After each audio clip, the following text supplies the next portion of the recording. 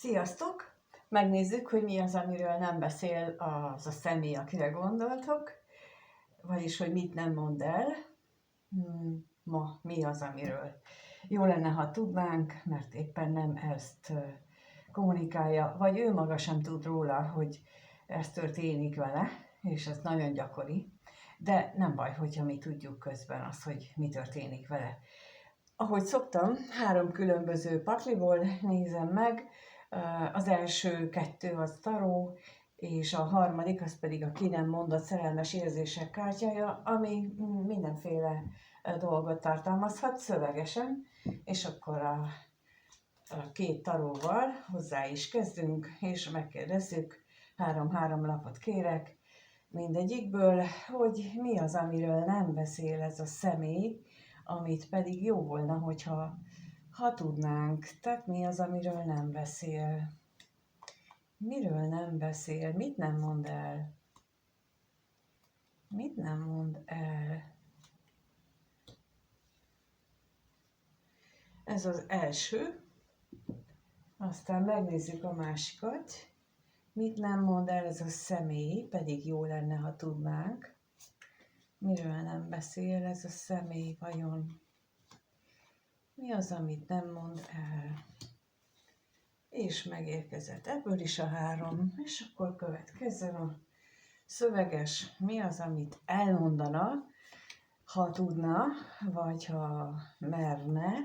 Ugye bármelyik lehetséges az is, hogy valamilyen módon korlátozva van, vagy pedig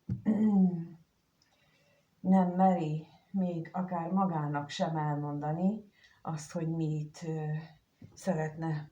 No, lássuk, az első pakliból kijött a kardok királynője, az érmékásza és a szerencsekerék, a másodikból az uralkodó, a halál és a kardok 10-es. Húha!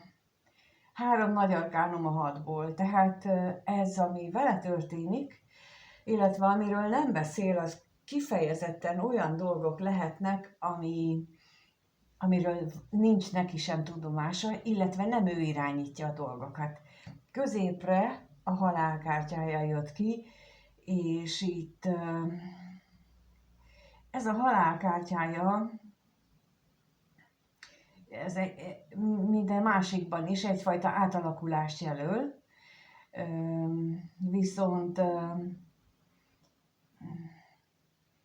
viszont ez a halál kártyája, ez tűzzel, vérrel érkezik, és intézi ezt az átalakulást. Szóval amiről nem beszél, az lehetséges, hogy egy olyan szituáció, ami őt nagyon megviseli, rengeteg energiát kíván tőle, rengeteg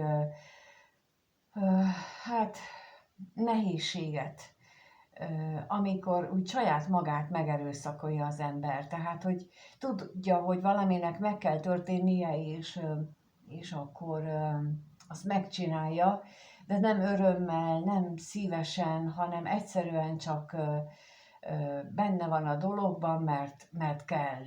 Mert itt a kell, és itt ez a lap alapján nekem az jön, hogy itt ez egy olyan átalakulás, ami lehet, hogy ilyen szép ruhába öltözött, tehát hogy nincs olyan fajta csábításban van ez öltöztetve, ez az átalakulás, ami szép ruhába van öltözve, és nem tudja, hogy ez a szép ruha csak átverés, hogy itt valójában sokkal nagyobb és sokkal fájdalmasabb dolgok vannak a háttérben, vagy várnak rá a háttérben, mert olyan, mint hogyha... Tehát itt nekem ez teljesen egy ilyen átverés benyomását kelti ez az egész kép. Tehát, hogy úgy történik meg az átalakulás, hogy közben ő olyan, mint hogyha azt hinné, hogy a mennybe megy, de közben pedig a pokolba viszik. És amíg oda nem ér a kapuig, addig egészen addig nincs tudatában, hogy mi is történik vele. Ja, Istenem, szóval, hogy így most, és akkor érthető, hogy itt miért van itt a kardok tízese, hogy amikor odaér, akkor teljesen kész lesz, amikor odaér, akkor ő nem tud más csinálni, mint hogy kifekszik, mondjuk így. Tehát, hogy ő megadja magát, és azt mondja, hogy akkor szúrja mindenki hátba, akkor tehetetlen vagyok. Pedig ezelőtt az átalakulás előtt ő azt élte meg, hogy ő uralja az életét, ő az, aki mások felett uralkodik. Tudjátok, most a lélek sötét éjszakája jutott eszembe. És akkor van, vagy akkor játszódik le ez a lélek sötét éjszakája bennünk, és ez nem egyetlen egyszer történik egy életben, hanem többször történik valójában. Mindannyiszor, ahányszor képesek vagyunk megújulásra, erre a fajta nagyon mély megújulásra.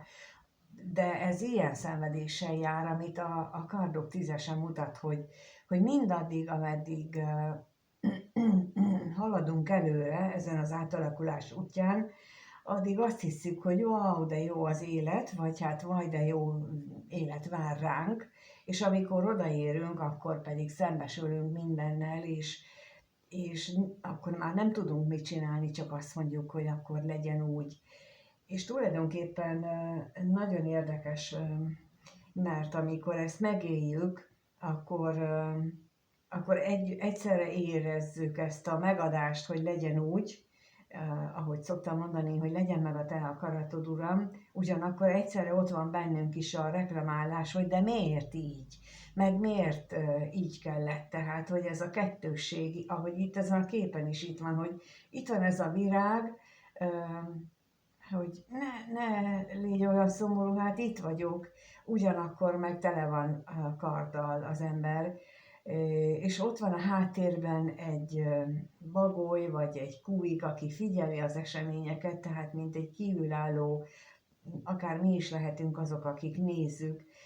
De ez a személy, ez most, ha visszakanyarodok arra, hogy ő mit él meg, ő most egy olyan átmenetet él meg, amikor ő azt hitte, hogy ő egy uralkodó, azt hitte, hogy ő az életét uralja, és közben meg bevezették az erdőbe, és a kijárat az erdőből csak úgy lehet, hogyha ő saját magát megadja, feladja mindazt, ami benne gőg volt, ami az ő régi hitét.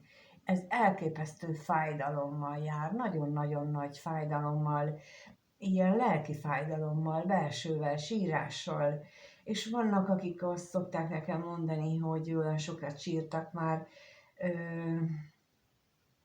amikor már nem kell sírnunk, mert az ilyen fájdalmas dolgokat feldolgoztuk, akkor már eszünkbe sem jut a sírás. Tehát, hogy olyan mértékű átalakuláson tudunk keresztül menni, ami után már el is tudjuk felejteni azt, hogy milyen az, hogy sírni. És nem vissza kell fogni, hanem egyszerűen nincs is ilyen késztetésünk.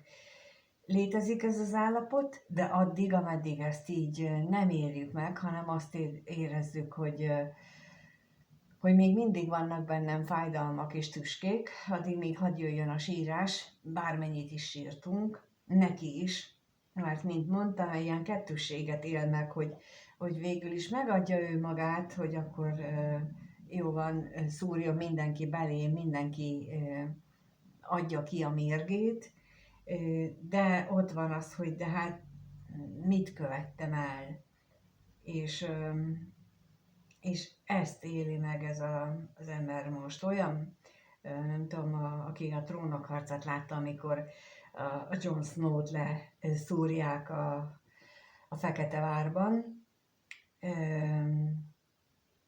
ott is mindenki kiadta a mérgét, és most ez ugrott be róla.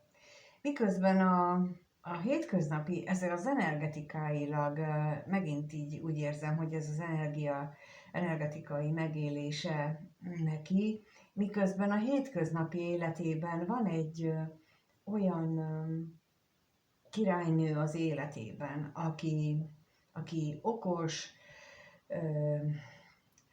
aki tudja, mit akar, ott van, helyén van az esze, és akár lehet rideg is, bár itt ez nem az az ábrázolás, amikor ilyen jégszívű valaki, hanem ez most az a fajta kardok királynője, aki ésszel gondol végig mindent, és ésszel igyekszik megoldani a problémákat, de úgy, hogy közben azért készenlétbe tartja a kardját, hogy bármi olyan érkezik, ami őt megakadályozná a saját gondolatainak a megvalósításában, akkor ő tudjon védekezni, vagy tudjon támadni is esetleg, mert itt az érmék ásza, az érmék ászában, vagy ennek az ábrázolásban ott van a sárga út a Dorothyból, az Óza a csodák csodájában, ugye talán emlékeztek rá, hogy ő neki végig kell menni a sárga úton, míg eljut ahhoz a varázslóhoz, a nagy varázslóhoz, aki mindent is tud, és mindent is meg tud oldani, és ez most nekem az a kép jön be, hogy itt ez a kardok királynője, ő az, aki most rá fog lépni erre a sárga útra, és megy a varázslóhoz, és itt van a szerencsekerék a végén, hogy ott várja az a fajta szerencse, amire ő vágyik ezzel az érmékászával. Tehát, hogy így miközben ő belsejében megéli ezt az energetikai átalakulást, ezt a nagy szenvedést, aközben ő gondolatban tulajdonképpen lehet, hogy ő maga az, aki végig gondolja, hogy észszerűen az életét, észszerűen végig gondolja azt, hogy mi lenne számára az a megújulás, az az új irány, ami elvinni őt a csodák városába, vagy a csodák helyére, ahol a szerencse is mellé pártolna. Mert ugye tudjátok, hogy amikor letérünk erről az útról, mindannyiunknak meg van írva előre ez a sárga út.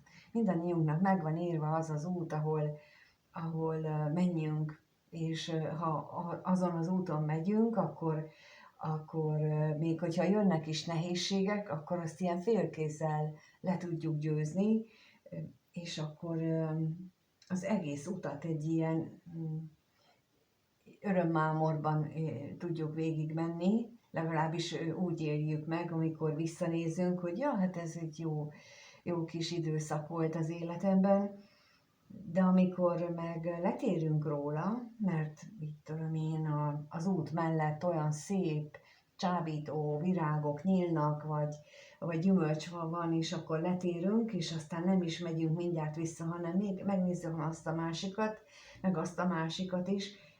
Na, ilyenkor aztán nagyon be tudunk menni a sűrű erdőbe is, és akkor tudunk eltévedni, viszont ott sárgál mindig, mindannyiunk életében ott van ez a kikövezett út, ahova vissza kellene térnünk, mert ott aztán könnyű lesz újra az élet.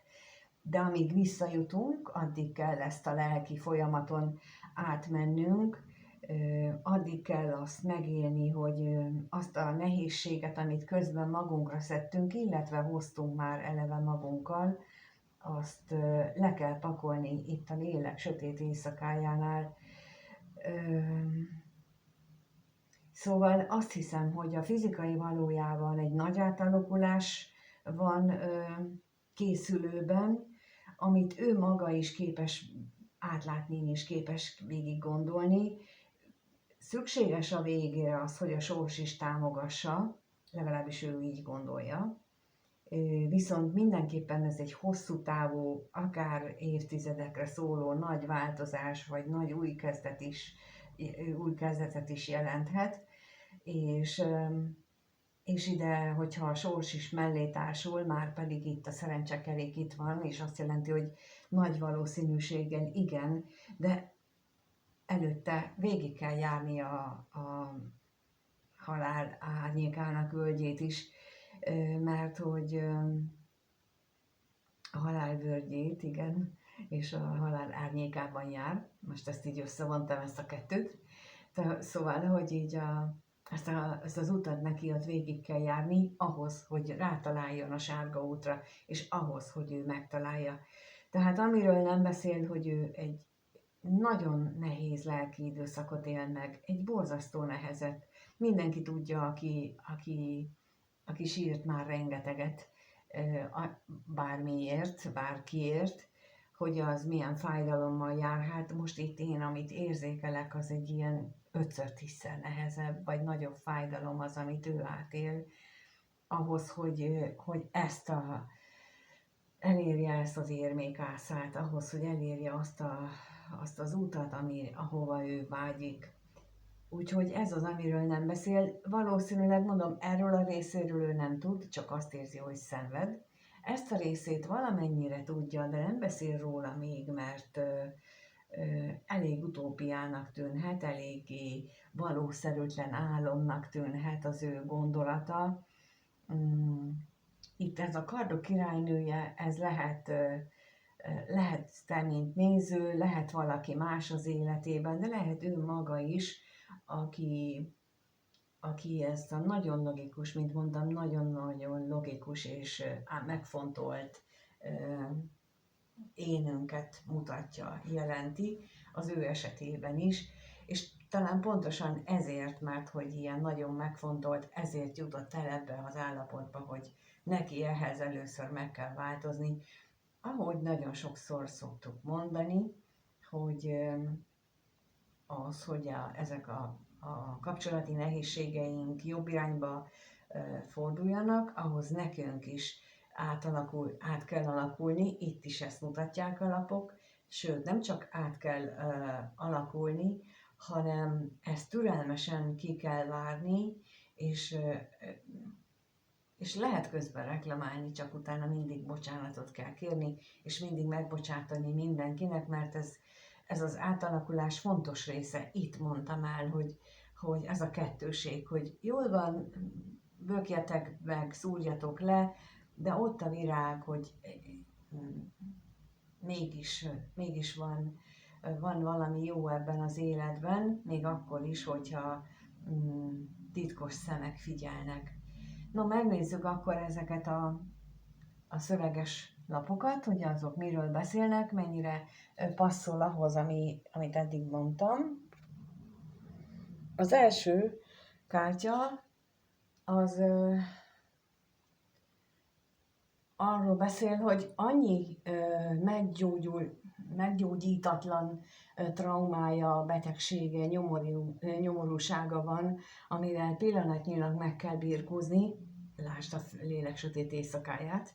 Szóval erről beszél, és ezt úgy látszik el is mondaná, hogy ő most úgy éli meg az életét, hogy rengeteg meggyógyítandó dolga van.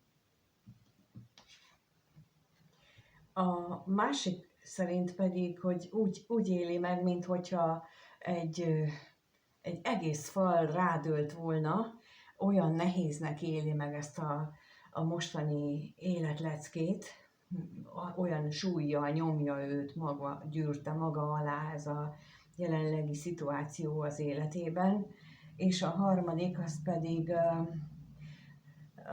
arról beszél, hogy nagyon egyedül érzi magát, amióta eltűntél az életéből, vagy legalábbis nem vagy ott vele.